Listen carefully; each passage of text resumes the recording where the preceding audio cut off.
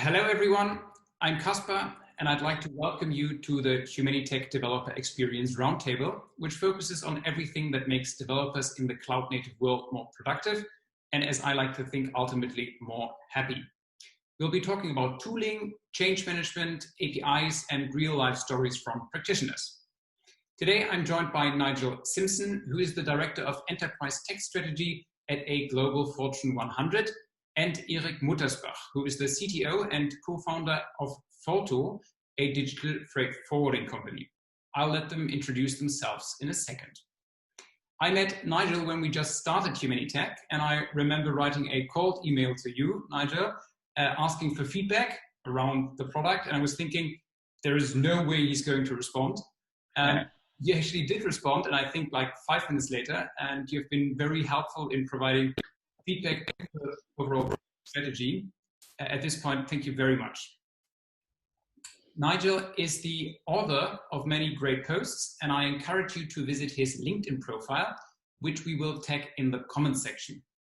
Erik and I go way back. I was his intern 10 years ago when we were throwing together some of the first EC2 instances to do high-performance computing for industrial designers.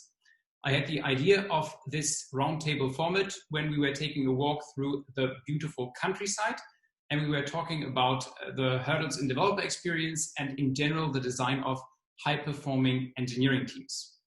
In this episode, we will be discussing how the two of you think about and continuously optimize the developer experience, and we will shed some light at real-world examples, both from the perspective of a global Fortune 100 as well as a startup or grown up. Erik, you can explain better how you categorize yourself. If you're interested in more posts, articles, and newsletters, I encourage you to head over to our blog. That's --humanitec.com, Humanitec spelled Humanitec, where we have a range of articles, white papers, and videos that provide more information to engineers working in the Kubernetes and cloud space. You can also find links there to our latest releases, such as the Continuous Delivery API, which offers a whole new way to improve the delivery experience for Kubernetes-ready applications and makes developers self-serve the tech they need. And with that, hey Nigel, hey Erik, thanks for joining us today, and maybe we start with a short introduction of yourself, Nigel. Thanks, Caspar. Yeah, it's good to be part of this event. I run an enterprise tech strategy function in a Fortune 100 media and entertainment company. And part of that role is looking over the horizon at new and emerging technology and trying to figure out putting it in context for the company. With a large portfolio of business units, the company is very much heads down in their areas of expertise. And my goal is to kind of look at things that are cross-cutting, such as AI. And ethical concerns around use of AI, things like that. I also created the company's open source program, and I head up that initiative, really intending to create a culture of openness in the company, enabling people to collaborate around code. And also was part of an initiative around developer productivity, where we were looking at inefficiencies in the enterprise around how we build software and trying to figure out how to address those efficiency problems. So I tend to take an enterprise-wide perspective on things, looking down across all the business units, trying to bring them together around areas of shared concern. And also I West Casper, because I always want to keep my finger on the pulse of what's new and emerging. And Humanitec was an interesting introduction, and glad we've been able to keep in touch. Cool. And now over to you, Erik. Thanks for having me, first of all. Thanks, Caspar. Still remember the lovely place where I was able to voice my frustration around Kubernetes tooling to you. So I'm Erik. I'm one of the co-founders and now co-managing directors of Forto. We're a log tech company, so we're doing logistics. We're helping clients to move goods internationally from A to B, sea freight, air freight, rail on the new Silk Road. This is an industry which you can date it back to 3000 before Christ. And sometimes when you look at it from today's perspective, you feel like the whole lot has changed. So we're not using papyrus anymore, but really the customers, still use a lot of paper, very intransparent processes, lots of manual work. And our goal with Forto is to sort of rebuild the global value chain of freight and and moving stuff from A to B, and really build the backbone of global trade to make it as easy as sending an email, you could almost say, to send something from A to B. I'm sort of leading tech at this company, and with that come a couple of particular challenges. I'm looking at, for example, how do you scale out your product to not only the world, but specifically including China. So how do you host something in China? There's a particular challenge. Also, a particular challenge is how do you orchestrate processes that take many hours of manual work to 100% automatic. And so these are just a couple of the things that I'm working on in the day-to-day life at Forto.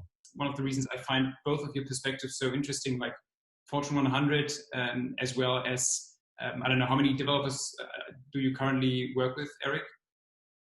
50, yeah. So, I mean, like, if you compare this, like, how do you think about developer experience at your organization? What does that characterize? What does this involve?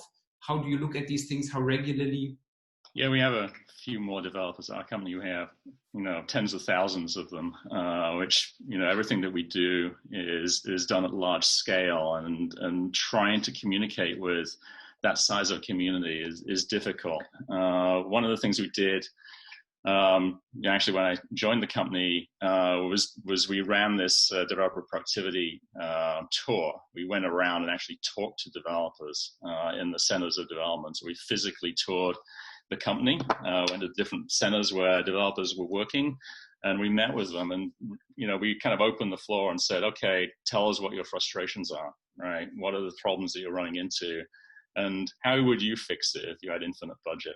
And they were very forthcoming with issues and resolutions, and out of that we got this massive data set of information about the way in which software development was going on in our enterprise, and to prioritize a number of initiatives to kind of address the main points of friction in the developer experience. So one example was an organization on the east coast of the US depended on network connectivity to a data center in Las Vegas, and they had a horrible network connection, and it was impacting productivity. And so it was a problem that was very easily solved, but they didn't have a mechanism of voicing that concern and getting it addressed quickly. So I think when you've got this size of an organization, it's very hard to kind of get everybody together around in a stand-up and say, okay, what's going on? You really have to, take the time to go meet with people. The guy who hired me, in fact, was seldom in the office because he was always traveling, right? He'd come back once a month and do this massive brain dump. I don't think he ever even made it to his office.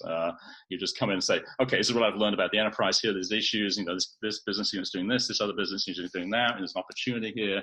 The thing is that when I think about developer productivity, I'm always looking for big levers I can pull, things that have a dramatic impact on all developers, right? So, there's a lot of really great stuff going on at an individual developer level and in individual teams. That's awesome.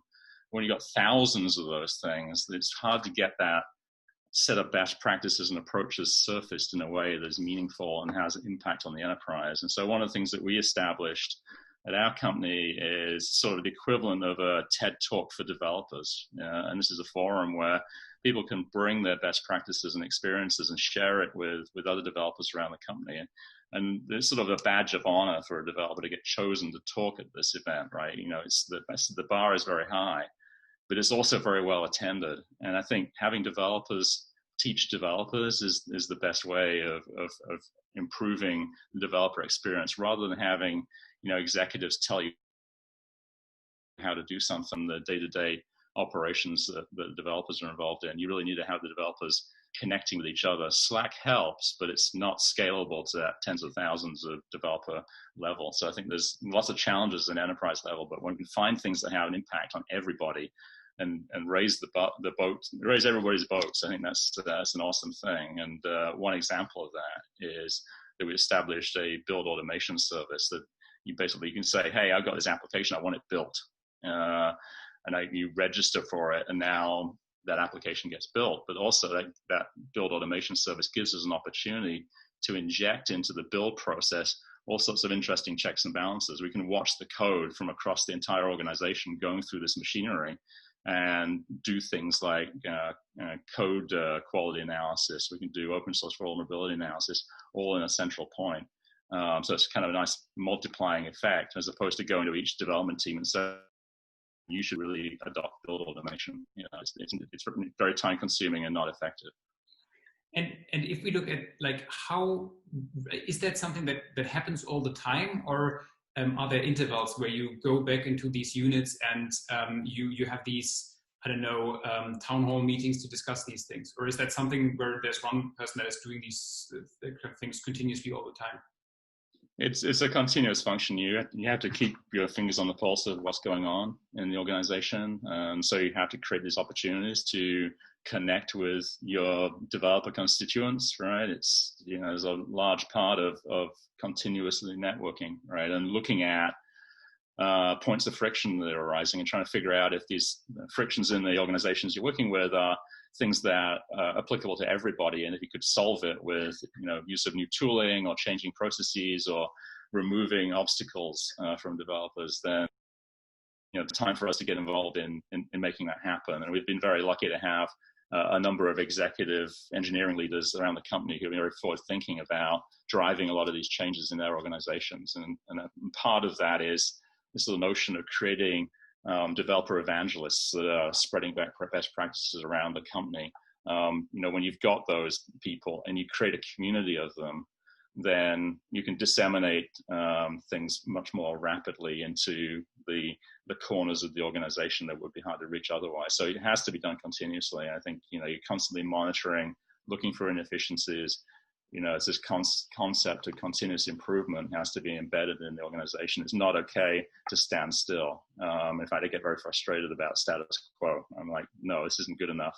It's never good enough. Always be continuously improving. It's sort of the mantra that I work alongside. Yeah, I think that is a wonderful way of describing this, continuously improving and continuous improvement as a whole. If we're looking at forto, how, like, you're kind of rapidly growing, you're a very successful company, you have to adopt to now you have to adopt to a global scale. So you're like, continuous improvement is probably like right down your alley. How do you think about developer experience? What does that mean for you? And especially as you grow, how do you think about like where you want to be in, let's say, half a year or 2 years? Yeah, that's a really good point. Where do you want to be in 2 years? I think that's something we constantly have to think about. And I think that on the North Star, when I think about developer experience for us, is really that productivity that also Nigel was talking about. I think when we look at the speed at which we are operating, but we also need to operate in order to be delivering on our goals that are still very, very steep, our developers can focus on value adding tasks and stuff. And that is quite generic. It could mean how much time can I invest on innovation versus having to wait for a CI pipeline to finish. How much time can I spend on writing code for a feature I want to push out versus clicking around in some UI to configure my infrastructure. It's really about productivity, I think. What we also observe a lot is that how well you do that really also defines the attractivity of your company as an employer, I think, because no one really wants to take that example from before, click around in the UI anymore. I think these days you really want to rather do infrastructure as code. And sometimes, maybe even if both ways get you to your goal, I think there is always a mindset connected to the path that you're choosing. This is how I think about it. When we look at 2 years out, I talked about my main challenge in the introduction. I think we want to be able to develop our platform so that it also operates in China for Chinese operators, customers, etc. That is going to be one of our major challenges. And to be very frank on that challenge, I'm not yet sure how to solve it. Other than that, we are going to grow the team by around 4x over the next 2 years. So I definitely expect our processes to get hardened and to fail a lot. That is really what, how growth is characterized for me. Stuff fails a lot and you have to constantly rethink what you're doing. And I'm excited for the next for the next 2 years, for that matter, for sure. One thing around your setup and tooling and evolution in particular was that you, at some point, like you started off building things at Heroku. Everything was very like baked into one monolith, and then you went on and you were not only kind of splitting things into a like more microservice-based setup, but then also actually moved away for scalability reasons. Obviously now you're going global, from Heroku to a self-managed system. I think you chose Kubernetes. Now this is an extreme, like in the evolution of a company and an engineering organization, there's a kind of very extreme step, I imagine. Can you share a little how you went about this, how you thought about this, how you failed, and what, if you would approach this today, what you would have done differently? That's a really good point. So we started out building a monolith, and I think it was the right choice, because in the beginning, when you have no clue about what you should be building, time to market is key. You have a small team, complexity of your code base, which started from 0 lines of code, is very small as you learn more about the market. At some point, that doesn't work anymore. For us, the signal to switch to a microservices-based architecture, to split up the code essentially into specific services, was that we had 3 teams. We had split up our team already in 3 sub-teams, and it was just unfeasible anymore to let all the people work in a single code base. So it was more from a perspective of managing complexity than having to scale out specific subparts of the application from a performance perspective, for example. This is a pretty massive change, and in order to reduce the friction on all other dimensions, we said, okay, so let's really focus only on splitting our monolith into a set of services. I think it were 4 or 5 services in the beginning. Use potential sources of error on other fronts. So we said we won't directly go to Heroku. We won't directly go to something like Kubernetes. We will first of all go to Heroku, because it's a really simple sort of deployment and process model, and it is not made for scale. I think, like, probably Nigel would never use it. More on that maybe in a second. But I think when you're still a small company with 15 engineers and you don't have any crazy requirements, then you can definitely go for it. So we went for Heroku, and I think it was a good choice at that time. I definitely recommend that, because you literally you do git push, everything works. They come with a sort of an opinionated model about how to do things, but that is okay in the beginning. You should just accept that and not try to innovate too much around sort of the tooling, around your microservices setup, because it will just distract you from getting sort of the architecture of your code right.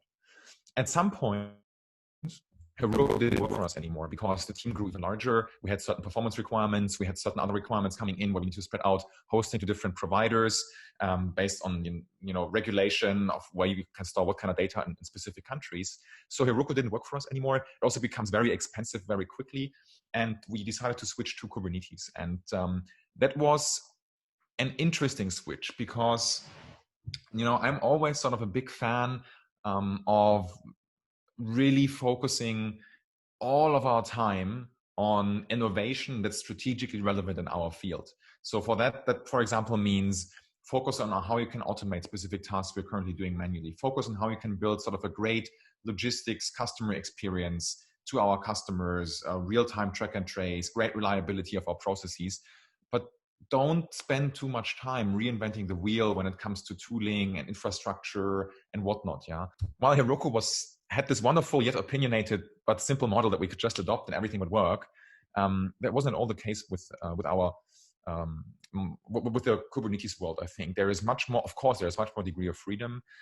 There's in parts, I think, non-hardened or no best practices have developed in some areas. So we really were on a search to figure out what the best setup is, and we also, and that was something I also want to share as the key learning. We weren't prepared from a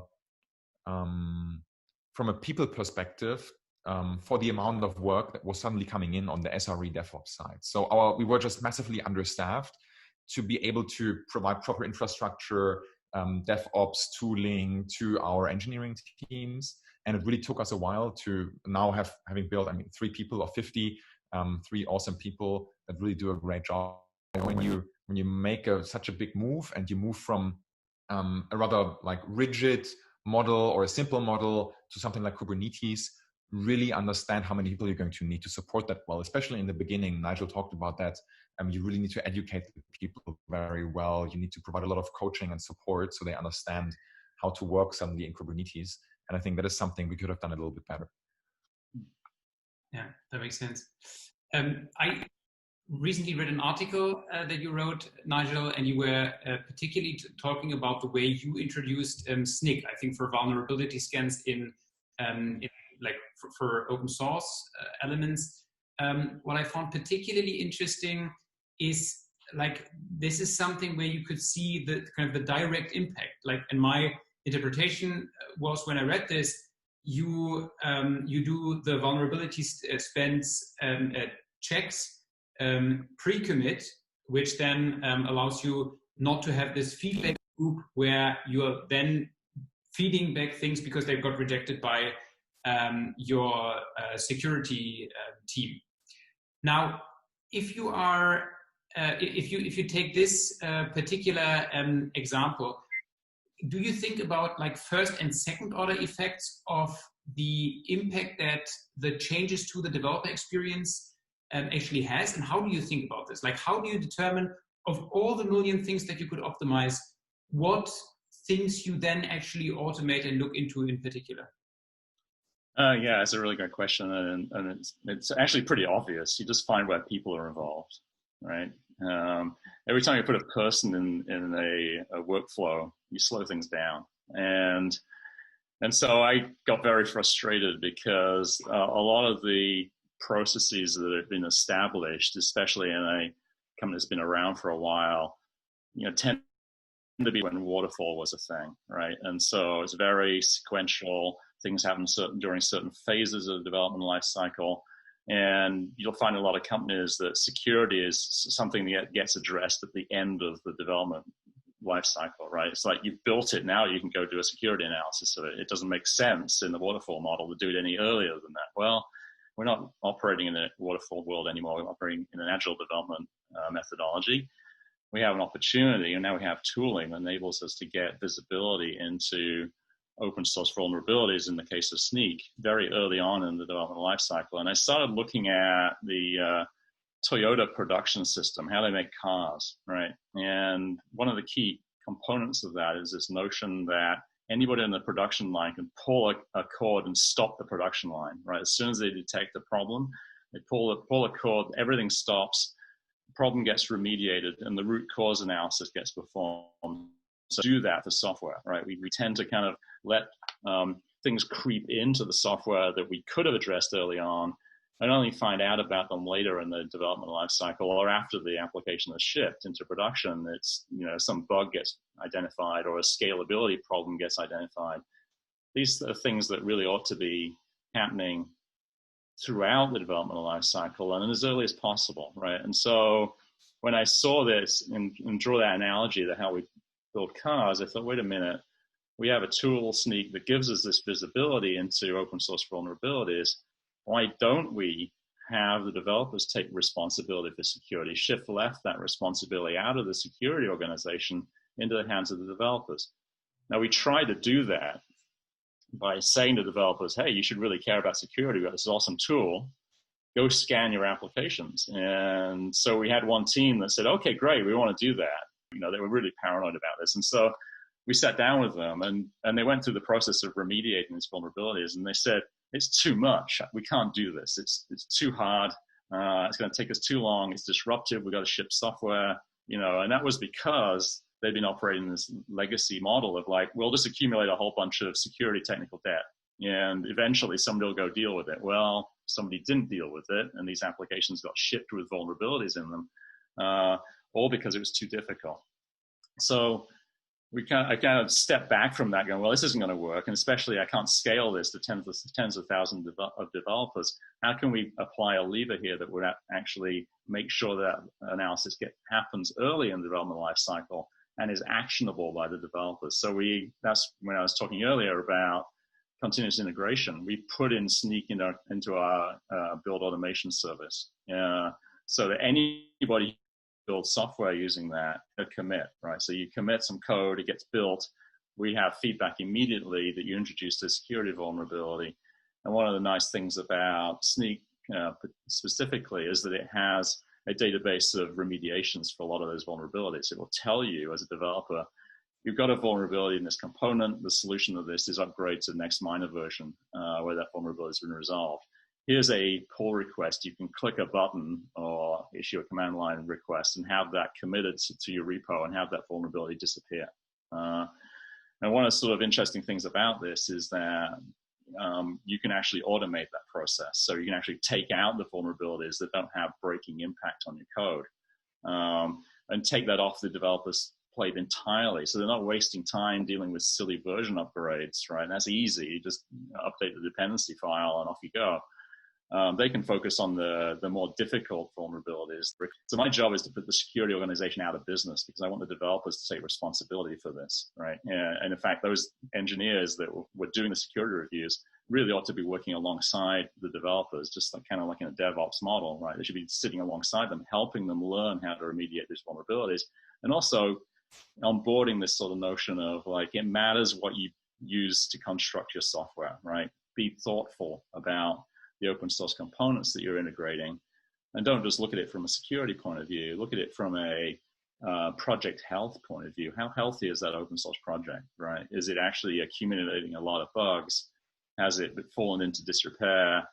Does it, what are people saying about it? You really want to know a lot about the technology you're using to build your software with. And I think having earlier and earlier insights into this is the way things need to move.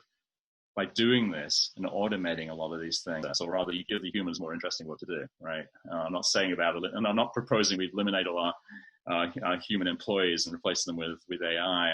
I'm thinking that it just makes a lot more sense to give humans things where they add value and use automation where they don't. Now, who wants to do drudgery work of editing dependency files and changing version numbers? Who cares? I don't want to do that. It's just a waste of time, right? I want to be writing code.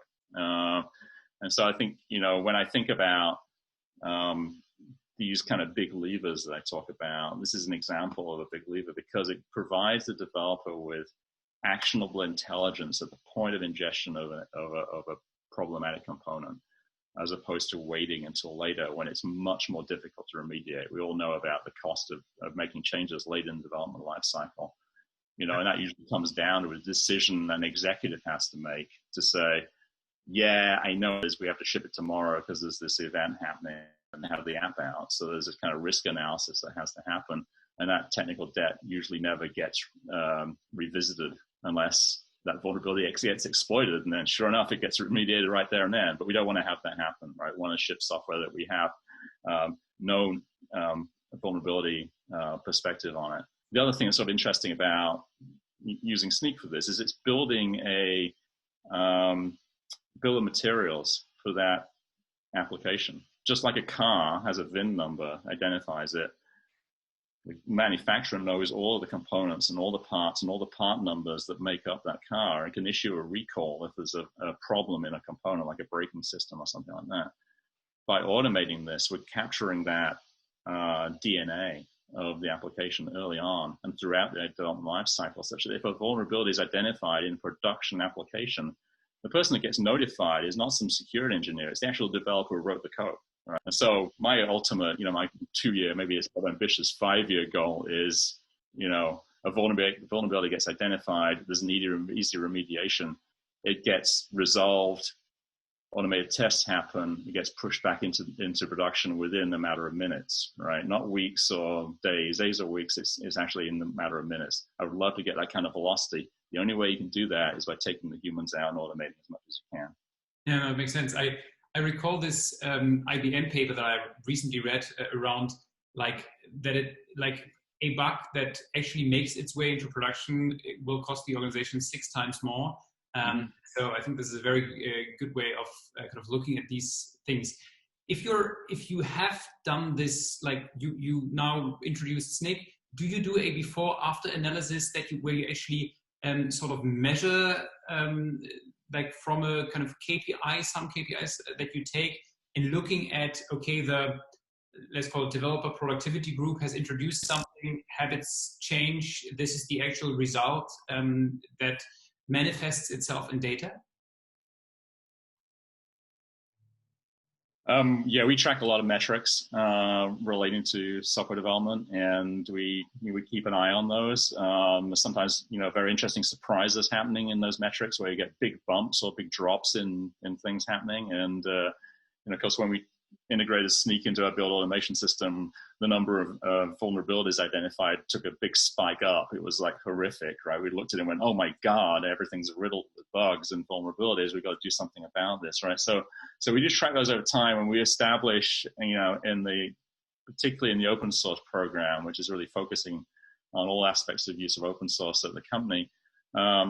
We set up goals for the year, and we track metrics throughout the year to make sure we're driving, significant change. It usually involved me coming back from vacation going, wait a minute, why are we doing this, right? Just kind of having that fresh perspective on stuff and going, it doesn't make any sense. We're not actually moving the needle. We need to move the needle. The way you move the needle is you track metrics relating to the developer productivity, if you like. How long does it take you to remediate a vulnerability? How many vulnerabilities are there? How good our team's doing in terms of remediating those vulnerabilities. And so we watch those metrics, and we roll it up into a dashboard that's pulling metrics out of a lot of different tools, so we can get a overall view of a particular application and do something about it. Now, this is really just a baby step. There's a lot more we could do, right? And I would love to mine a lot of the data that we're collecting in source code from tools. We really get a holistic view of where the hot spots are in our development processes. Who's doing a good job? Who's being, very productive and effective? Where can we, use education to help bring up the trailing development teams that are not quite adopting best practices and not achieving the velocity of other teams? And you talk about some of the platform as a service, platforms. Tremendous productivity that comes out of using those things because everything's taken care of you. The entire environment is set up for velocity. But I think we need to sort of, make more actionable intelligence out of the data we're collecting. So, I was initially a skeptic about metrics. I thought they were kind of a means to their own end. It's like, let's just collect some numbers and make some pretty visualizations. What does that really mean unless you actually take action? And I think when we look at, the metrics we're collecting today, we can see the trajectory. Where are we going? Where are we not scaling?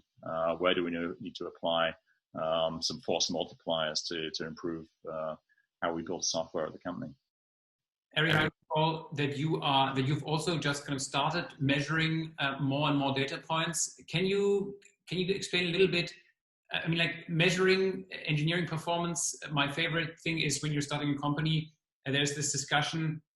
Should we build engineering OKRs, and what should they contain, and should they roll over, and how do you do these things, and should you achieve a 100% front-end test coverage? And then the engineering manager will come back and say why would you propose such a thing that doesn't make sense at all? It's a kind of very fragile balance, how you find the right KPIs, how you then measure them continuously, and then also how you do the cultural change in the team to be data-driven and not see this as a threat, but as something positive. And you just went through this. What was your experience?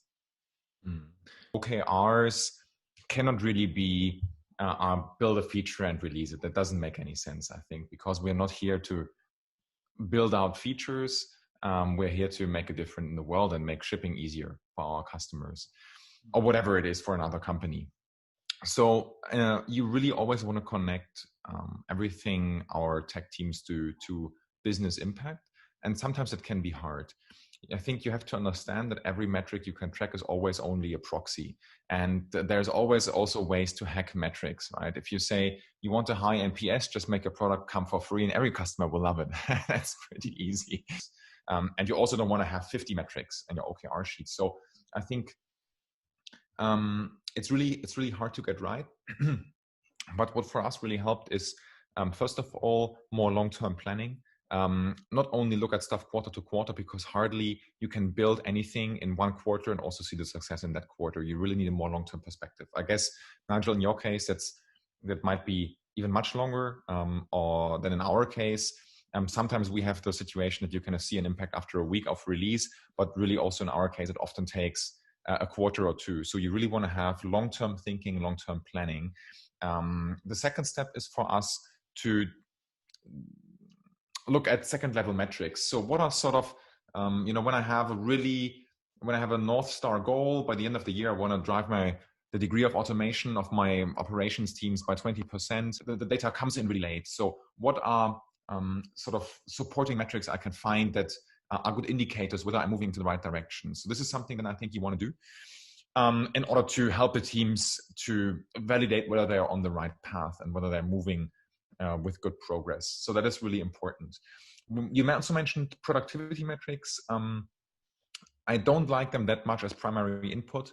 I think it's really helpful to have statistics on how the amount of pull requests per day per developer develops, on others, these sort of metrics. That really helps. It is, I think, an important signal to have when you generally consider your developer productivity.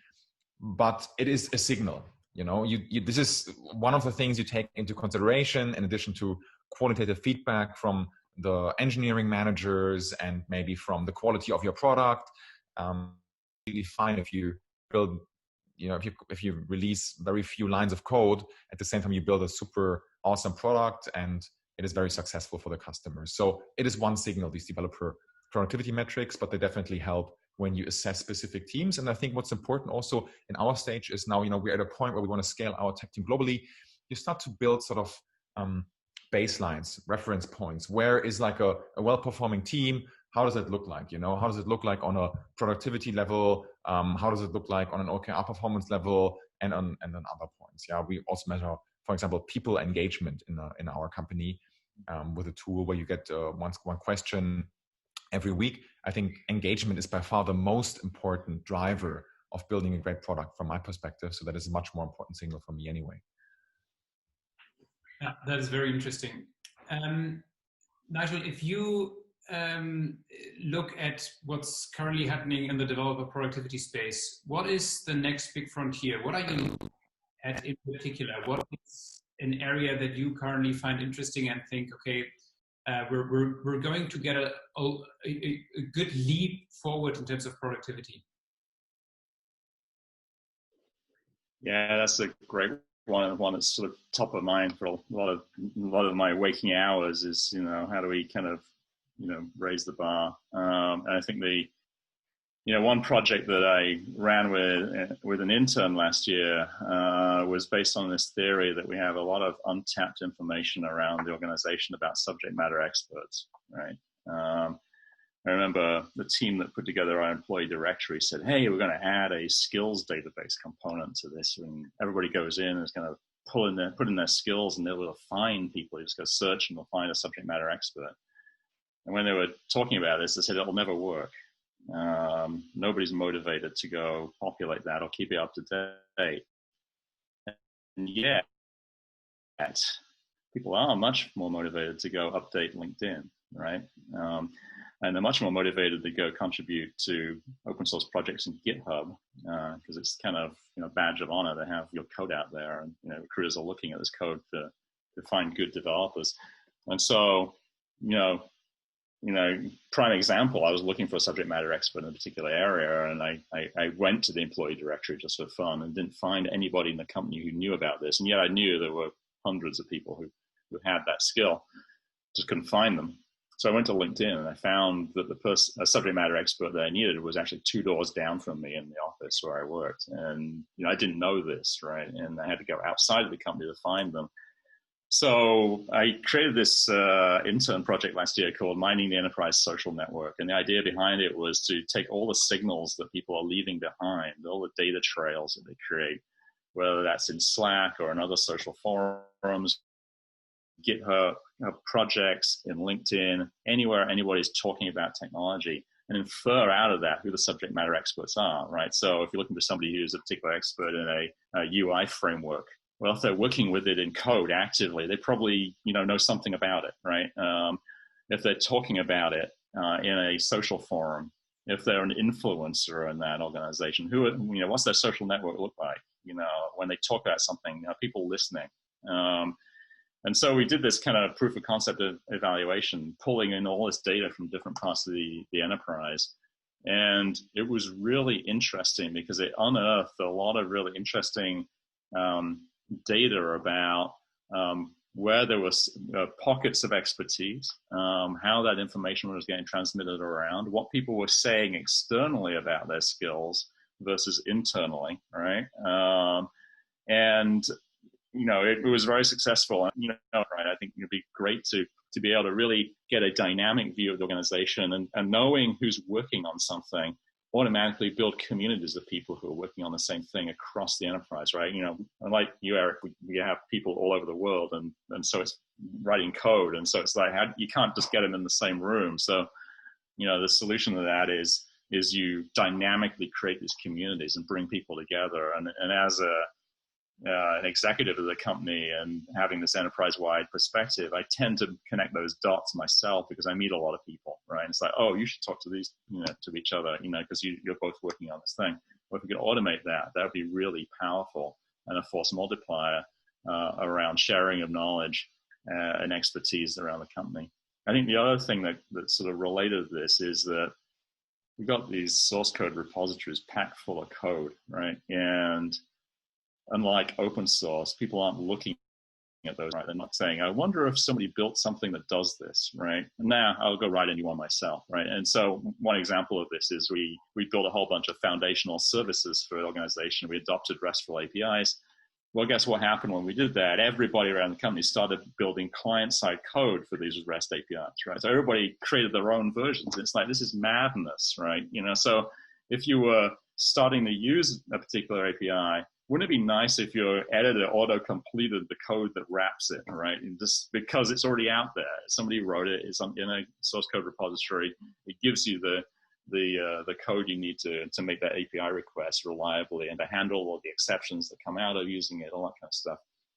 So I think there's a lot of untapped potential in source code repositories, and I'd love to do more code analysis to see where are the hot spots, be able to do root cause analysis of vulnerabilities and bugs. Where did that come from? Look, there's a center where we're generating a lot of crappy code. Maybe they got tight deadlines, they're just rushing. Maybe they just need some, training to build high quality code. Maybe we need to introduce code quality analysis tools, those kinds of things. I think there's a lot of untapped potential in the organization, especially when you're doing it at massive scale. It's like, it sort of drives me crazy because I can't just, gather people together in a room and change behavior. I have to influence it in ways that are more removed from the direct developer to developer experience. And I think, there's all this information we can gather that would be very powerful if we only took time to do it. And I don't see any vendors that are doing this yet. So if you're a vendor and you're out there listening to this going,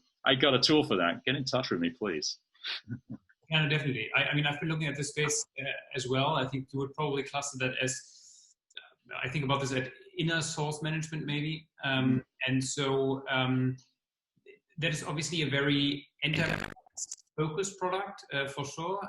But I think it's not getting the attention that it should. Like, I know that Fidelity Invest is or has been busy building something internally that they're just using internally, and it's so it's a great start. And the first time I've really seen that mention is by Jason Warner, who was the VP engineering at GitHub, who's now the CTO, and who was kind of starting to chat about this in Austin last year, I think, when we were still able to meet physically.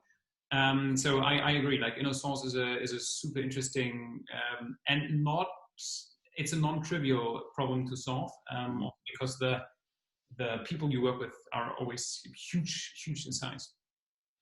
Yeah. If we look at this from your perspective, Erik, what are you looking at? What do you find particularly interesting?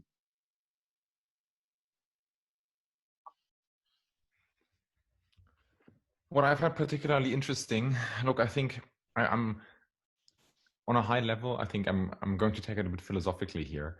I think I'm always striving for the next level of abstraction that somehow helps us to handle complexity in a simpler way, because I definitely see that, you know, we've moved away from servers where you log in and you've got this black shell, etc. Where that was sort of still the day-to-day job of all the ops people, and doing it on a per machine level, moving to more advanced levels. What we're talking about now, Kubernetes, maybe you can say functions as a service, however you want to call it, Lambda, etc., is even a level beyond that. And I'm sort of generically always looking at any kind of technology or abstraction layer that can help us to spend less time on infrastructure, operations, etc., and more time on innovation. Our company is still too small to reinvent the wheel, and I'm constantly trying, you know, to work with the best practices in the areas where, as said before, it won't make a difference from a strategic perspective. The container or our air freight shipments, they won't come more on time if I reinvent my infrastructure solution. Yeah, but what I can certainly do is I can have more developers work on a better logistics customer experience if they have to spend less time on tooling. So that is really what I'm looking for. Specifically, as I pointed out before, I'm really happy to see that there's now sort of more standardization, more best practices or de facto standards emerging also in the Kubernetes world. For example, we really love Helm. I mean, it's quite well known these days for you know, the amount of simplicity to configuration, or to more best practices that we can just, you know, suck up and adopt to be just faster and innovate in our core area until we hit the size of Nigel's tech team. Which you hopefully do in the course of the next year. Fingers crossed. Thank you so much to the both of you for spending this time with me today. Much appreciated. There was a lot of very interesting insights into both of your organizations. I hope we meet again in person soon again, Erik, and hopefully for the first time, Nigel, because we've always only met virtually. So whenever you make your way to Berlin or I'm in the Boston area, let's make sure that we drink a beer maybe. So again, thank you very much. And I hope you get through Corona safely with your organizations as well as personally.